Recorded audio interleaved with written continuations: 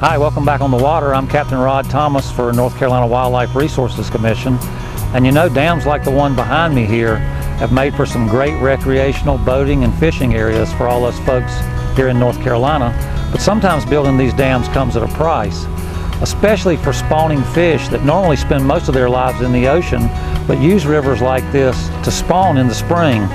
Species like the striped bass, the Atlantic sturgeon, river herring, and American and hickory shad normally travel up these rivers in the spring to their natural spawning grounds, but sometimes dams like this get in their way and impede their progress.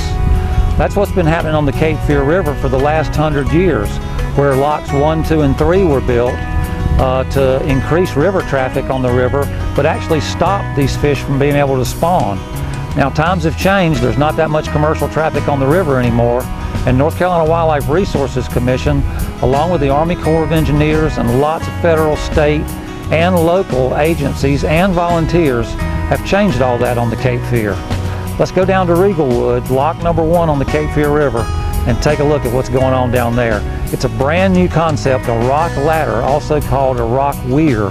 It's the first one of its kind on the East Coast. Let's see what's going on with it. A weir is a channelized structure that is constructed to move water in a certain direction. And this is the first one of this kind on the East Coast. The ultimate goal of this project is to restore the fish back to its natural state, its natural spawning grounds, and make it as plentiful as it would before we had the dams and the locks here. You know, at all the locks and dams we have a boat ramp, restrooms, and shelters and picnic areas, but hopefully this will, this will put us on the map, because this river is a hidden gem. And more people, even the locals that have never come out here, when they heard about this fish passage, said, I didn't know all this was here. So it's unique, and I think it's great for the local people, the local communities, and people that are coming from out of state to enjoy it. North Carolina Wildlife Resources Commission is responsible for monitoring the fish populations in the Cape Fear to see if the rock arch ladder is indeed working. This is done by stunning fish with an electrofishing boat below the weir, then tagging and releasing them. Tags returned from fish caught upstream from the ladder are positive results that mean fish are using the arch successfully. We're here today at Lock and Dam number 1 on the Cape Fear River, conducting our weekly anadromous fish stock assessment sampling. We're collecting both American shad and striped bass. We collected approximately 35 American shad today and 1 striped bass. We do this to monitor the populations.